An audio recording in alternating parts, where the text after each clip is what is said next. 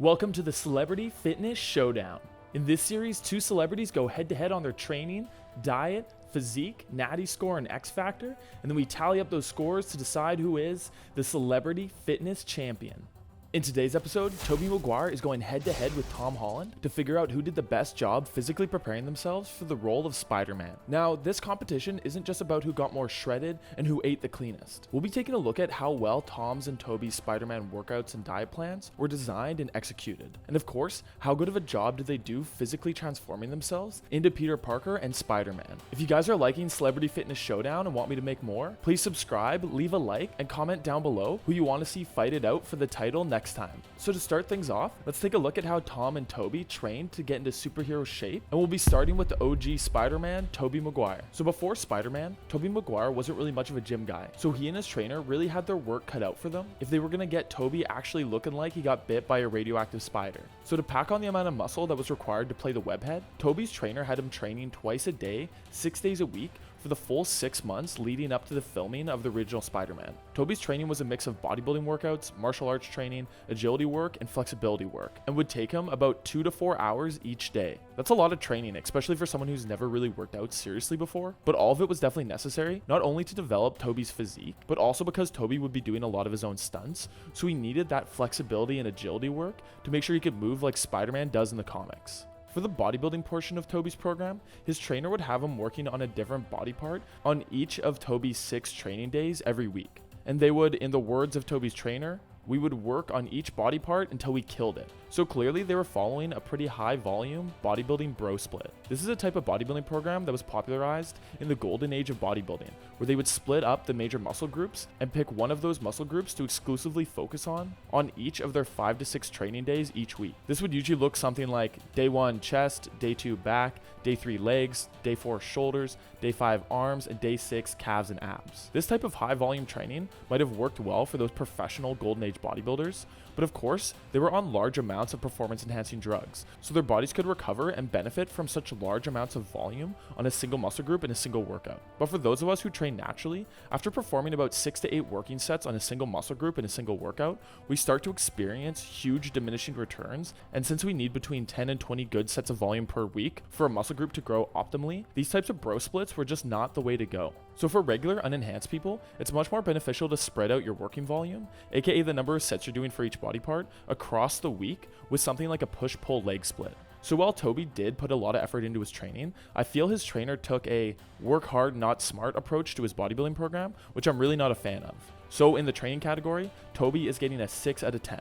So unlike Tobey, Tom Holland had the big advantage of already being very active and in very good shape before landing the role of Spider-Man in the MCU. Tom Holland has been practicing his gymnastics skills since he was a kid. He used to star in large musical productions where gymnastics played a big role in the performance. And his gymnastic abilities actually played a big role in Tom landing the part of Peter Parker, but more on that later. In the comics, Spider-Man's physique is that of a muscular gymnast, and since Tom Holland was already very lean and flexible from years of gymnastics training, he just needed to work on the muscle side of things. During Tom Holland's preparation for his first appearance as Spider-Man in the MCU, he needed to put on about 15 pounds of muscle mass, and for someone who's only 5'6", that's a pretty large amount of muscle mass to put on. So how did he do it? Well, as with pretty much all physique goals, diet was a huge part of it, but we'll be covering that next. In terms of his training, he primarily relied on full body circuit training workouts. These circuits were made up of a mix of bodybuilding movements, sprints, explosive weight training, and even some gymnastics movements. So what would one of these workouts actually look like? Well, Tom would take 4 to 5 of these movements and perform them back to back for about 5 to 8 rounds with as little rest as possible. Tom was pretty much training like a CrossFitter, just without all of this. And the goal of CrossFit, or this type of circuit training more generally, is to improve all aspects of one's fitness. So is this the best way of building muscle? No, it can't be, because it lacks specificity, meaning that because this type of training has you working on all aspects of your fitness at once, you become a jack of all trades and a master of none. If your goal is to build as much muscle as possible, you need to train specifically for that goal. Now with all that being said, Tom Holland had never really hit the weights before his prep for Spider-Man, so he was able to take full advantage of newbie gains, a phenomenon where you gain significantly more muscle in your first year of training than in any following year. Along with this, Spider-Man isn't supposed to be as big as someone like Thor or Captain America, so it wouldn't make sense for Tom to put on as much muscle as possible.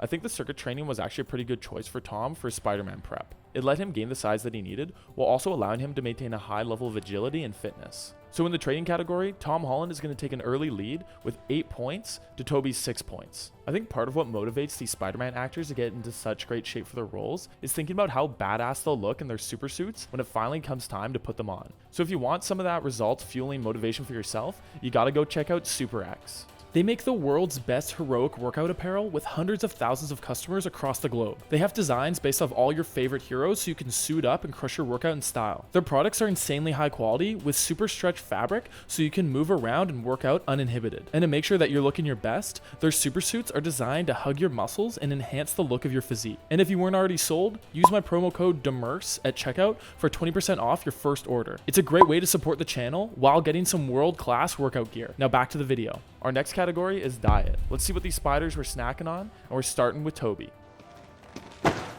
Pizza time. So there was one big bump in the road that was going to make Toby's diet a little more complicated than Tom's. Toby was vegetarian. So Toby couldn't just cook up a bunch of amino acid rich chicken breasts and call it a day like other actors. He had to have his meals meticulously planned out to ensure he was getting the correct amounts of the 9 different amino acids that are essential for muscle growth. This is because most vegetarian protein sources aren't complete sources of protein like animal meat, meaning they don't have a full spectrum of essential amino acids and need to be eaten in a specific combination throughout the day to make sure you're getting everything you need to support proper muscle growth and repair. But of course, Toby was working with top-end professional nutritionists to make sure his meal plan was on point. So at the start of Toby's prep, his calories were much higher, and then as the day of shooting that big shirtless scene got closer, he had to drastically reduce the amount of calories he was eating in order to achieve that lean, shredded look that we see in the final movie. In an interview about this process, Toby said, "I couldn't eat much food and I was working out a lot." So while working out for 4 hours a day, Toby was pretty much starving himself. That sounds just like a classic crash diet. And because of it, that's exactly what happened to Toby once filming Wrapped. He crashed. After filming it Wrapped for the first Spider-Man film, Toby completely abandoned his workout and diet plan until he had to pick it back up for the next movie. I understand that given the short amount of time Toby and his trainers had to get him crazy jacked, it would have been pretty hard to avoid crash dieting, but I still think they could have utilized some strategic diet breaks to make the process less painful. Because of the use of a crash diet that caused Toby to burn out, I'm giving Toby another 6 out of 10 for diet. Tom's diet was relatively simple when compared to Toby's. He ate 5 to 6 meals a day to bulk up, and those meals were a mix of lean proteins, carbs, and veggies. The thing I find really interesting about Tom's diet is how he tracked his food. Where most celebrities and fitness buffs use food scales, measuring cups, and apps to track their food, Tom used his hands. Tom's trainer had Tom using a more convenient and also less accurate method of food tracking called hand portion tracking. With this tracking method, instead of shooting for a certain number of grams of each macronutrient like fats, carbs, and proteins, you aim for a certain amount of portions that are the same size as your fist, palm, or thumb. So while training, Tom would have 2 fists of protein, 2 fists of carbs, and 2 fists of veggies at each of his 5 to 6 meals every day. I really like this style of tracking because of how much easier it is to stick with. It's much easier to quickly check your portions against the size of your hand than it is to individually weigh out and track each and every part of your meal. But what this system has going for it in terms of convenience, it of course lacks in accuracy. So this is a great sustainable tracking method for normal people who are trying to lose weight or build muscle. But if you're an athlete or a bodybuilder where you have to be spot on with your calories and macros, then conventional tracking is going to be the way to go. Clearly this system worked well for Tom, so it seemed like a good choice. So once again, Tom is beating Toby out by a few points with a 9 out of 10 in the diet category. So after 2 rounds, that leaves Tom Holland ahead with 17 points to Toby's 12. But we still have 3 categories to go, so it's anyone's game. Now let's see who did the best job bringing the comics to life in the physique category. This time we'll be talking about both Spider-Man at once. Like I said earlier, in the comic, Peter Parker is typically drawn like a shredded, muscular gymnast. Some versions of Peter Parker's physique definitely border more on the bodybuilder side of things, but overall, jacked gymnast is what we're used to. And I would say that Toby and Tom both did a great job emulating this. I'd say Tobey Maguire's physique is overall more impressive than Tom's. Toby is crazy lean, had great definition, and his veins were popping big time. Personally, I actually like how Tom looked better. I just think he looks healthier and more normal, but these are comic book movies, and Toby definitely looks like he was just bit by a radioactive spider, so I'm giving Toby a 10 out of 10 for physique, and Tom is getting an 8 out of 10. So Tom is still in the lead, but just barely, with 25 points to Toby's 22. Oh, look at little Iron Boy Junior. Gonna cry?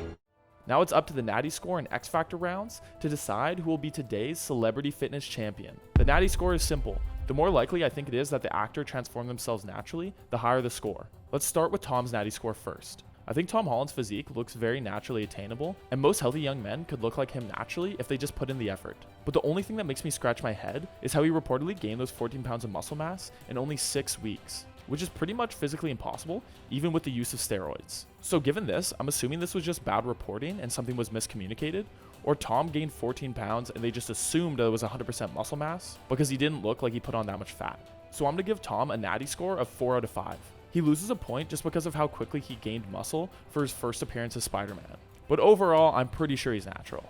Okay, now for Toby. Before Spider-Man, Toby wasn't really into fitness or working out at all. And then it only took him 6 months to end up looking like this in Spider-Man 1. That's a pretty impressive transformation in only 6 months. He not only got super lean, but he looks like he put on a solid amount of muscle mass as well. Now he's not huge by any means, but he's got great definition and vascularity. I'm gonna give Toby a 3 out of 5 because of how quickly he went from average to jacked. He might have done it naturally, but I see Toby as having more reason to juice than Tom because of how shredded they clearly wanted him to look in this big shirtless scene.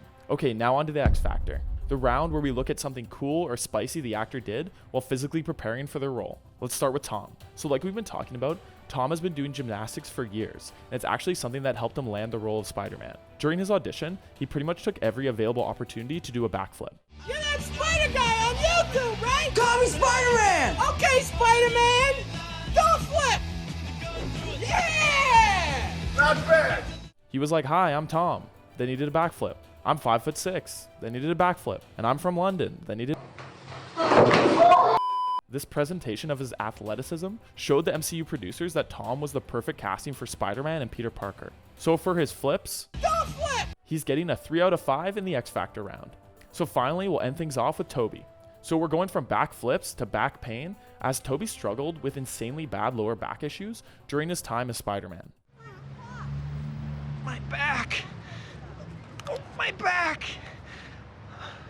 These issues were so serious that he nearly got replaced by Jake Gyllenhaal after the first movie because Toby's doctors advised him that if he isn't careful and further injured himself while doing a stunt, he could be permanently paralyzed. But in some kind of miracle, Toby seemingly just slept off these debilitating lower back problems, and after some rest, he was able to star in the rest of the Spider-Man films. I still have to imagine that even though Toby recovered enough to take part in the movies, if he would have taken a bad fall during a stunt gone wrong, I'm sure paralysis could have still been on the table. So for risking use of his legs for his fans, I'm giving Toby an X Factor score of 2 out of 5.